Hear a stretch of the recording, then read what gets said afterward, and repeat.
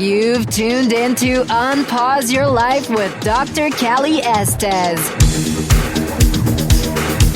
Your access to success strategies and more to help you move onward and upward with your life. Listen in each week as she interviews others who have really taken their essence to the next level and truly unpaused their life. Now here's your host, Dr. Chellie Estes.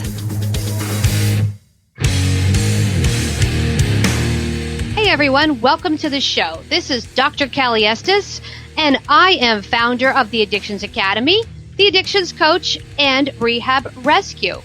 Welcome to Unpause Your Life. This is a great podcast where we showcase people who have done something extraordinary with their life. I welcome you, and I hope you enjoy all of our guests.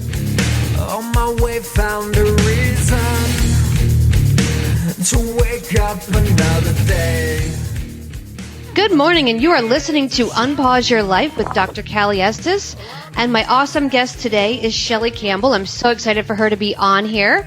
She is the creator of the Financial Stress Reduction Workshops and author of best-selling books, The Wealthy Spirit, Zero to Zillionaire, and From Worry to Wealthy, published in 7 countries and 6 languages. Voted most inspirational speaker by Women in Management, Speaker of the Year by the Association of Women Entrepreneurs, and Rotarian of the Year by the Pacific Palisades Rotary Club. She is the past president of the Los Angeles chapter of the National Association of Women Business Owners and was Los Angeles District SBA Women in Business Advocate. She has been prominently quoted as a financial expert in the Los Angeles Times, Family Circle, Red Book, Good Housekeeping, Lifetime, Essence, Women's World, and more than 50 popular books. Welcome, Chellie Campbell. Thank you so much. It's great to be here this morning. Well, I'm glad to have you. You have been one of my mentors, and you haven't known it for 10 years. Isn't that amazing? How could that be? Well, in 2008, I lost a $4 million company that I had built from zero. God. And a friend of mine handed me your book, The Wealthy Spirit, and said, you need to read this. And of course, I was in no mood to read anything. And I sat and read it, and I was like, oh, wow, I'm doing everything backwards. That's very interesting. How wonderful that a friend handed you that. Yeah, I was very excited when I sat down. I thought, I don't have time to read a book. And then it was so easy to read. And I started following all the stories, and I started applying them. And when I started applying them, my life shifted. So I'm so excited to have you on. Well, thank you so much. When I was thinking about writing a book, when I started teaching my financial stress reduction workshops, a lot of people said, oh, you should write a book too. And I'm a big reader, read books all my life. And I always went, how could anybody write a book, And people would say, you should write one. I would go, oh, no, I could never do that. And it's interesting how often we think we can't do stuff for a long time. And then all of a sudden one day we go, wait, I could do that. Because I had been teaching classes for like 8 years. And some people were saying, you really have to write a book now. This class is great, but it's only in LA. That was before I made it a teleclass and can have anybody anywhere. I said, well, I was thinking I need to get these messages out because I can see I'm really helping people, and I could write it down and reach the people that I can't reach in person. And this one woman said, yes, please do that, because I got to get some help for my mother-in-law in Arizona and my best friend in New York, and they can't come to LA for 8 weeks. So I said, okay. Then I go to the bookstore and I look in the financial section at all the books. And they were real hard energy money. They were like how to make a fortune in real estate, or accounting principles, or how to do bookkeeping, or financial planning, invest your money for the future, save for retirement. And I wasn't about any of that. I think money is supposed to be fun, and you got to spend some along the way and have a great life now, because we don't know how long we're going to live. I was never afraid of running out of money when I was old. I was terrified that I would die before I had any fun. So when I wrote The Wealthy Spirit, I got the idea because I read the daily word from Unity Church every day. It was just a little passage. It was embracing, inspirational, with some spirituality to it. And I was driving in the car going, how am I going to write my book so it's interesting and fun? And boom, it hit me. I'm going to do it as a page-a-day book, and I'll tell a story and have a positive quote and an affirmation, and then people won't feel like they have to read this hard, long book about money, that they can just read a story every day, and it'll teach them about money without being too hard. So I thought I was a genius with this idea until I had written 100 of them, mind you. Realized I had 265 more to do. But for me as a writer, as somebody who never thought I could write a whole long book, but I could write a page and I could tell a story that had a point. So that's how I wrote The Wealthy Spirit. And I've just been really thrilled with the response that people have read the book and kept reading it and started over the next year. I got a connection from a guy on LinkedIn, and he was a vice president with JP Morgan and the investment firm. And I said, well, how did you hear about me? And he said, well, I've been reading a page a day of The Wealthy Spirit every day since 2005. Wow. I just never imagined that anybody would do that. Uh-huh. That was amazing. Well, every day I'm having a bad day, I'll get the book and I'll just open up to a page. And my theory is whatever page I open to is what I need for that day.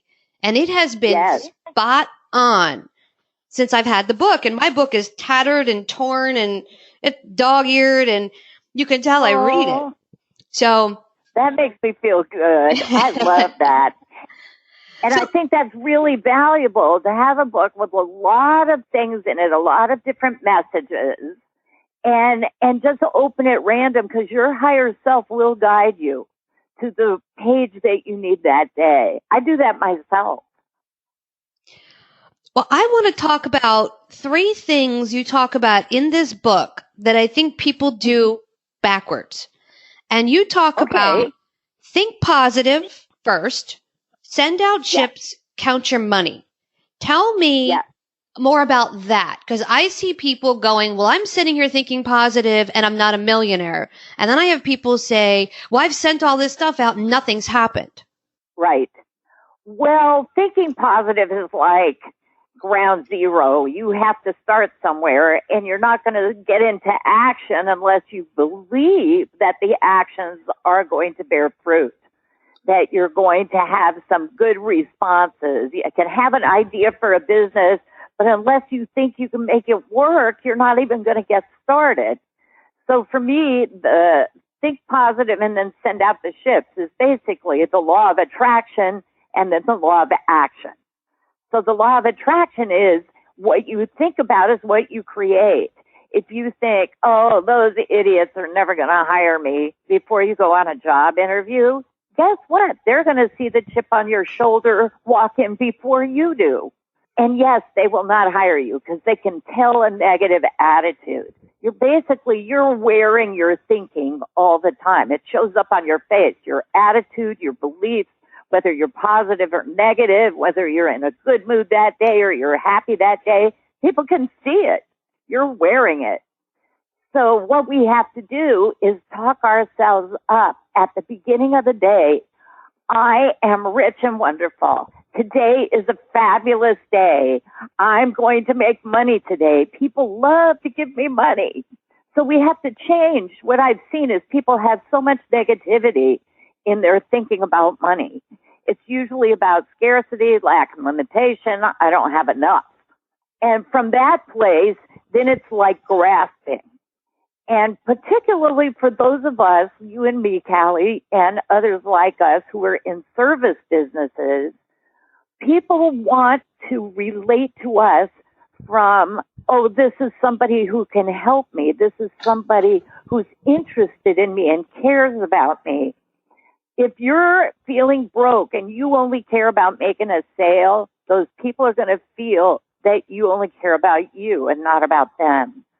So no matter what is going on in my financial life, I have to put all of that aside when I reach out to talk to a prospective client or a colleague in business, and just be at service.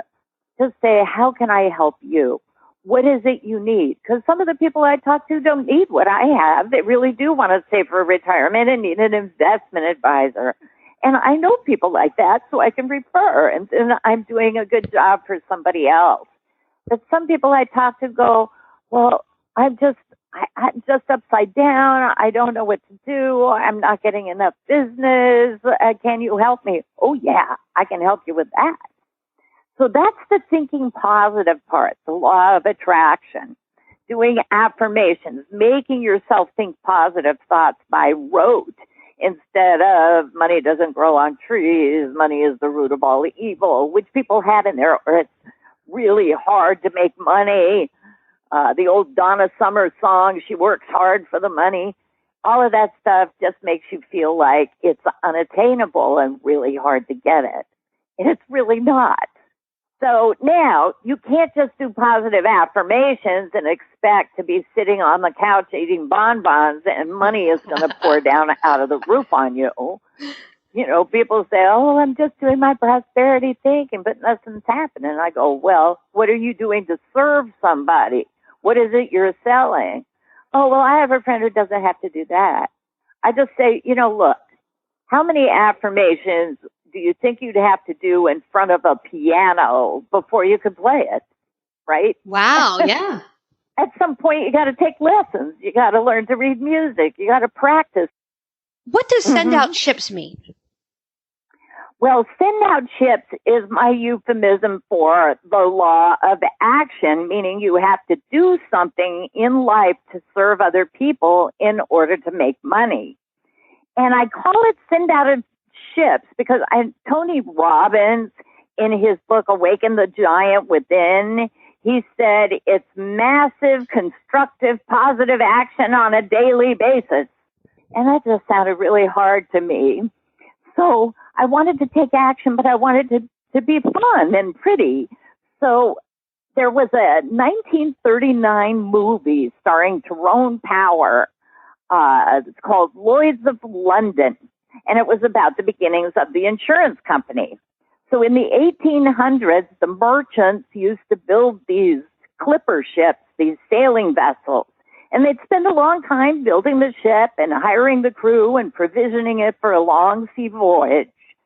And then they would send out the ship, and it would sail out of London Harbor, and then it would go to foreign ports to trade for gold and jewels and silks and spices, and then gather all this cargo and come sailing back to London Harbor.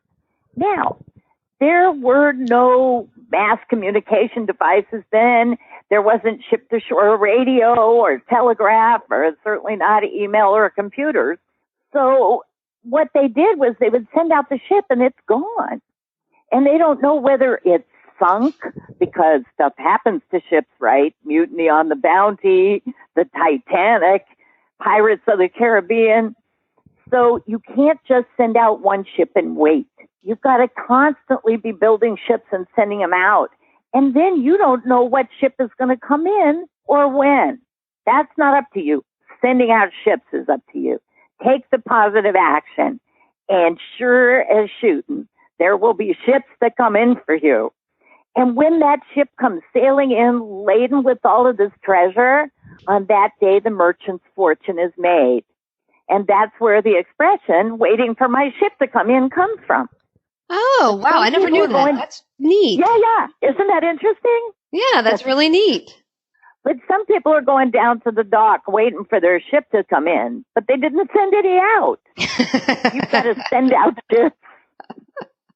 This is true. This is very true. I have a lot of clients that do that they say, well, I applied to all these jobs and I didn't get any. And I say, how many did you apply to? And they say 2. And they spent the other rest of the week eating junk food and playing Xbox, wondering why they didn't get a call from 2 resumes. I know, right?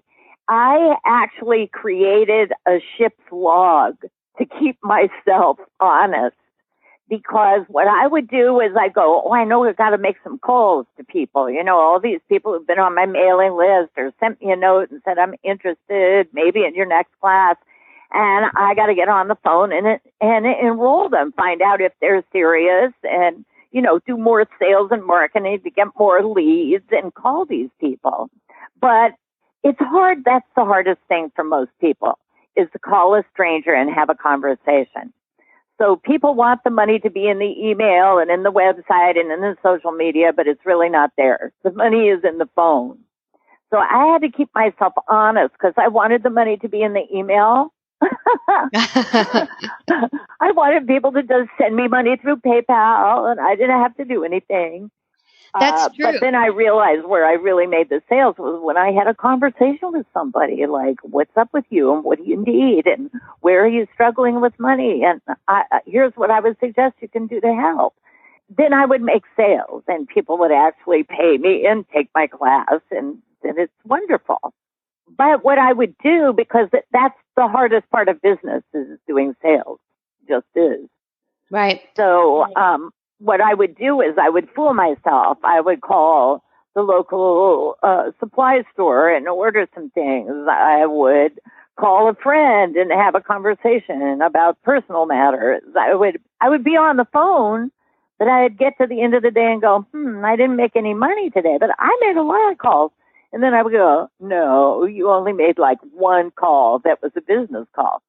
So I made the ship's log, which is just a little form where I say, how many times did you dial the phone? Because I give myself credit for even trying, because a lot of times you leave voicemail, right? Right.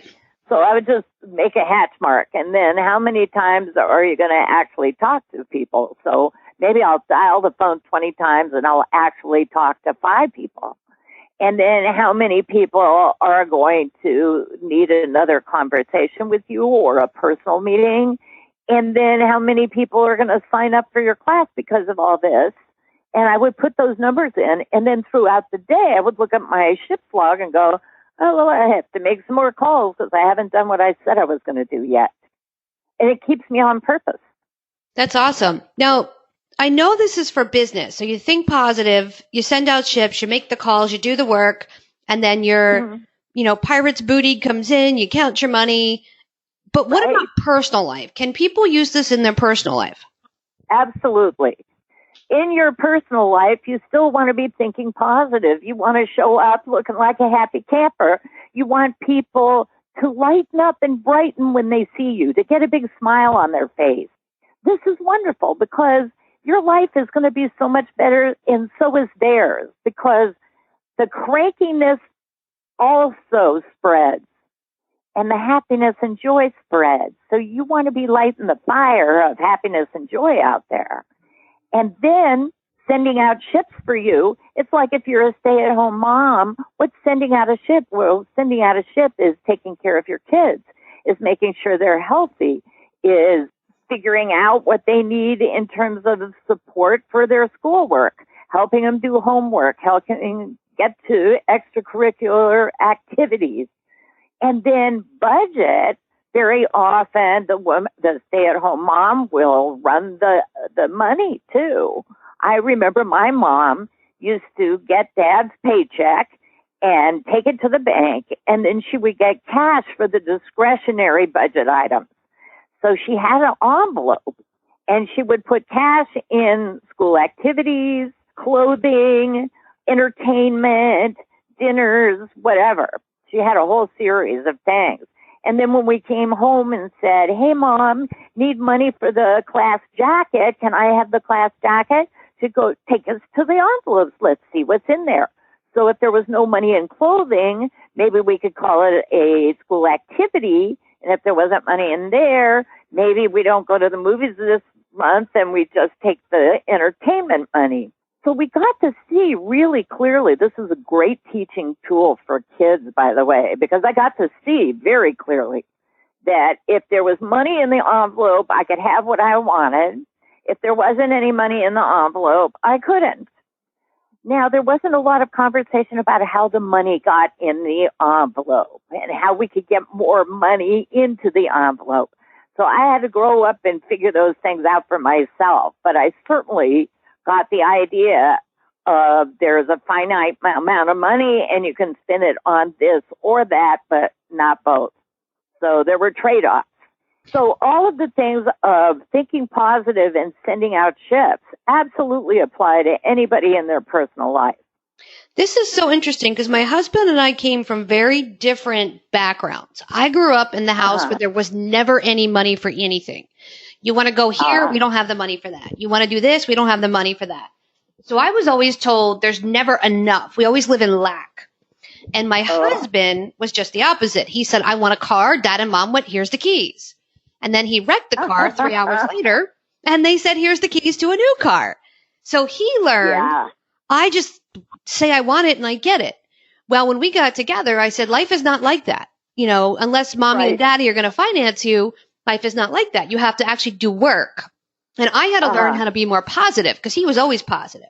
So we were getting married and we didn't have any money for a wedding. And I pulled your book out and I'm like, you know what? I'm going to figure this out. So I read your book again, and I sat down and I said to him, I'm going to win our wedding. And he looks at me like I was crazy. I said, I'm going to think positive. I'm sending out ships, and we're going to win it. So I focused on winning the wedding, and I took all these little pieces of paper, and I put them all around the house and said, I'm going to win my wedding. And I drug him to all the bridal shows, and we entered every contest, every single one.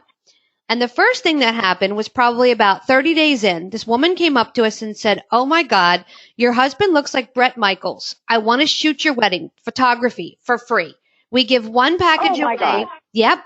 One package away a year for karma, for good karma. And I wanted to shoot your wedding. All you have to pay for is the hotel for us, which is like $200. I was floored. I was like, okay, awesome. So my husband looks at me and he says, that was luck. That wasn't creation. I said, watch, I'm not done yet. He goes, what else are you going to win? I'm like, we still have the venue and you have the food and you have all the other stuff. And there was a dinner. It was food was kind of different. It was Caribbean food, which we really didn't want, but we entered anyway. And you paid $40 and you went to this tasting. And one of the 10 couples was going to win the venue and the food.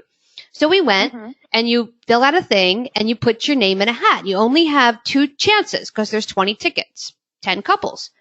And wouldn't you know, we won. And he looked at me. I love it. Yep. And I said, think positive, send out ships, count your booty. And he goes, what are you talking about? And then I pulled your book out and I'm, look, right here. And he goes, oh my God. So I got him to read your book. Now it gets even better. He wanted to go on tour with this big, he's a musician, he's a drummer, with this big band. And he goes, they're never going to hire me. And I said, think positive. And he goes, okay. So he put our little signs out all around the house, you know, that he wanted to go on tour and how much money we wanted to make. And I had him focus on it. And he sent out his email with his press kit and they called. They said, can you fly to LA for an audition? He says, sure. Goes out there. Now he's sending his ships out. He nails the audition. But not only that, it was the exact amount of money we wrote on our piece of paper on the wall. You know what? There was a time when that would surprise me, but it doesn't now. Because I know how that works. When you have that kind of power of intention and you just show up. So that was it. Thinking positive and then showing up and sending out the ship, entering the drawing, buying the ticket, whatever it was, and then reap the rewards. I'm telling you, I've seen it work so many times in so many different ways.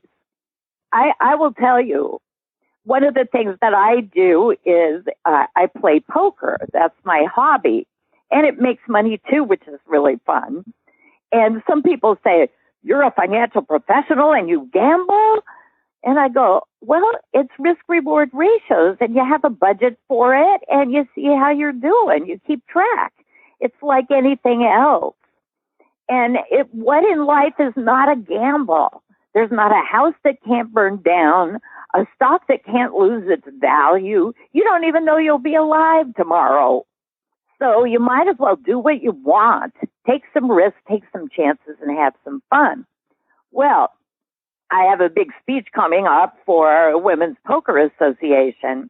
And I'll tell you, I give you a secret clue as to what I'm going to talk about, because they expect me to talk about hard dollars, which I'm going to do some of that. But then I'm going to say there's a secret sauce, and it's magical. And this is how it works. You think positive about playing poker. You think, I am a winner. I win often, and I win big. And they have something called bad beat jackpots, like if you have a really great hand of four of a kind, and somebody beats you with another four of a kind, it's like 2 million to 1 odds. So they have all this money in jackpots. I've played with people who say, well, I've been playing poker for 20 years and I've never won a jackpot. I just say, well, I won 3 in 1 week once. $14,450 in jackpot money with those 2 million to 1 shots 3 times in 1 week. Oh, wow. Yeah. So I've won a total of, well, there's a table share. There's the person that got the better four of a kind gets 25%, and the person that lost gets the big part, half of the jackpot money, which is 50% of it. So I'm gonna have everybody stand up and then sit down if you haven't at least won a table share. And then sit down if you haven't won at least the small end. And then sit down if you haven't won the main 50% big end. And I know I'm going to have very few people standing. And then I'm going to say, sit down if you haven't won any of these things at least 5 times. And then I'm going to give them my statistics. I've won a table share 15 times. I've won the small end of the jackpot 3 times. And I've won the big end 10 times for over $100,000. Wow. Think people are going to listen up after that about my thinking positive? Oh, yeah. That's crazy. I can't wait to do this. This is awesome. It's going to be really fun. Great. I'm going to try that. I'm going to learn how to play poker now. Yeah, exactly. Oh, women in poker is just like a growing concern, and all of the casinos want to increase the numbers of women playing. And the men want women to play too, because the more people play, the more opportunities to win, right? That's true. And the more casinos will offer games. And so it's just a burgeoning kind of endeavor at this point, business-wise. So I've got a lot of tips for people about how to make it more user-friendly for women. And women, have to get better at taking risks, because if you don't risk some money, you're not going to win some money. If you don't send out the ship, you're never going to have a ship come in. So we always need to have a budget for it. Don't go crazy. Take a little risk here and there. You might be surprised. It might be a lot of fun.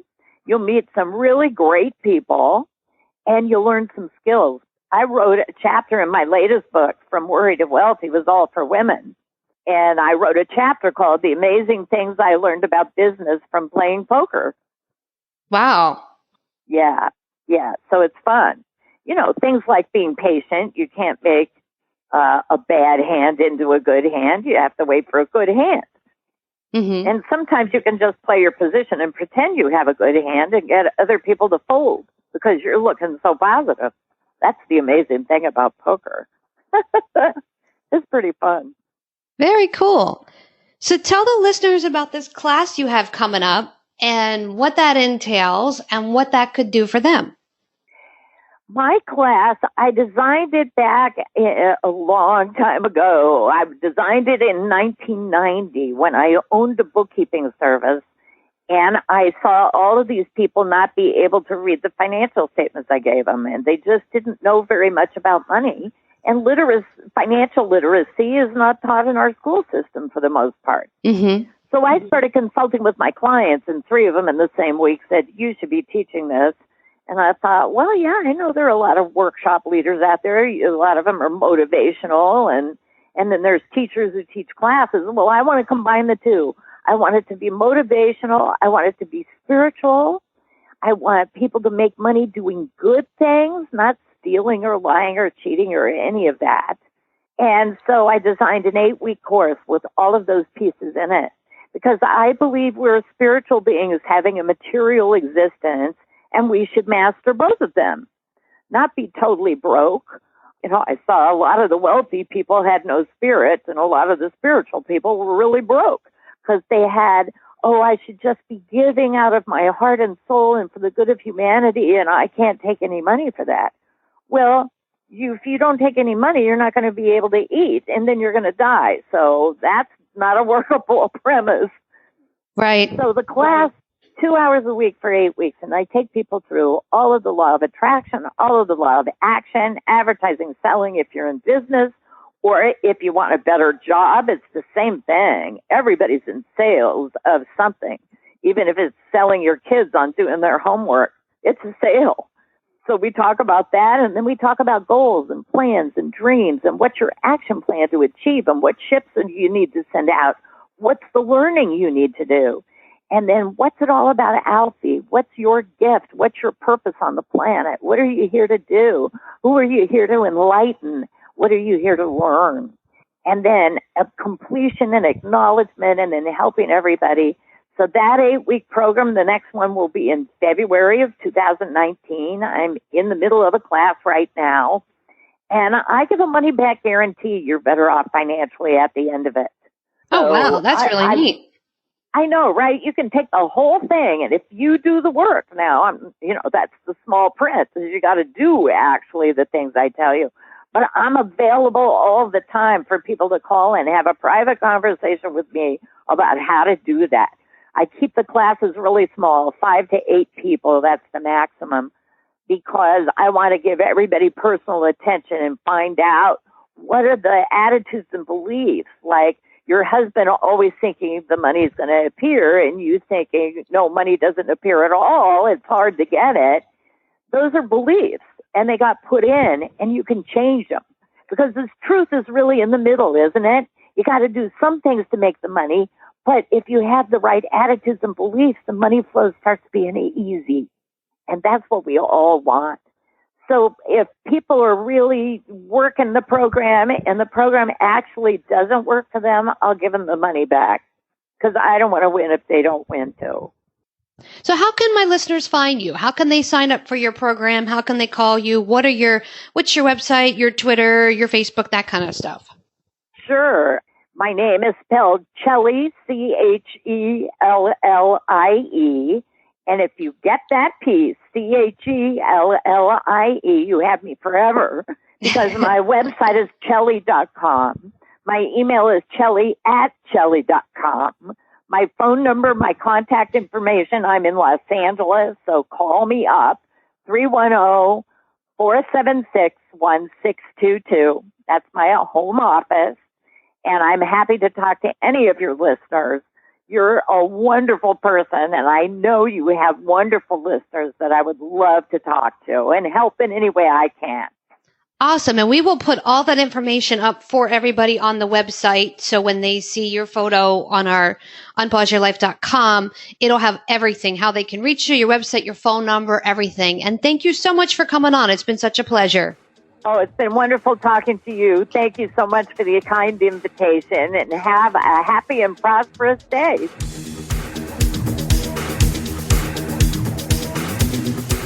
Hey everyone, thanks again for listening. I really hope you enjoyed the show today. Head on over to iTunes and Apple Podcasts and leave a comment or review of what you think. Or contact us at 1-800-706-0318. If you want to be on our show, feel free to email or call. And if you have a topic, feel free to email or call as well. Thanks for listening to Unpause Your Life. For show notes and more, head on over to unpauseyourlife.com.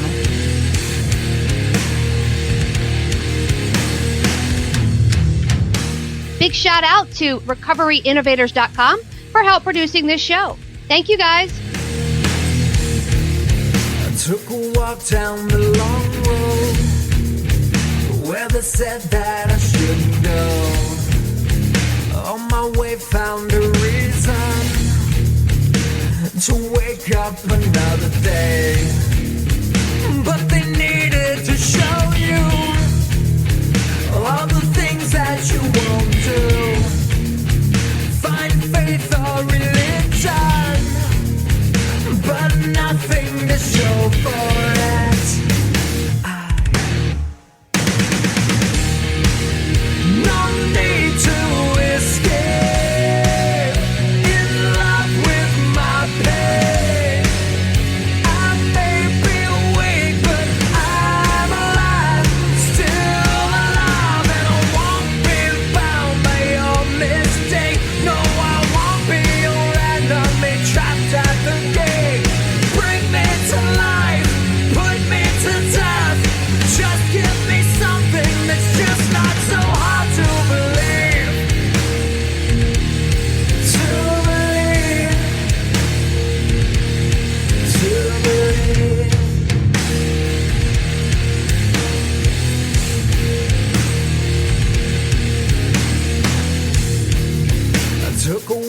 down the dark road where they said that I shouldn't go. I knew the dangers of flying. Now I'm so far from solid ground. But they needed to show you all the things that you won't do. Find faith or religion, but nothing to show for it.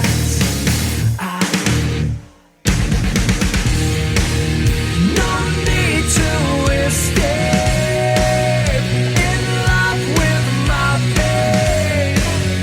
I may be weak, but I'm alive, still alive, and I won't be bound by your mistake. No, I won't be your enemy, trapped at the gate.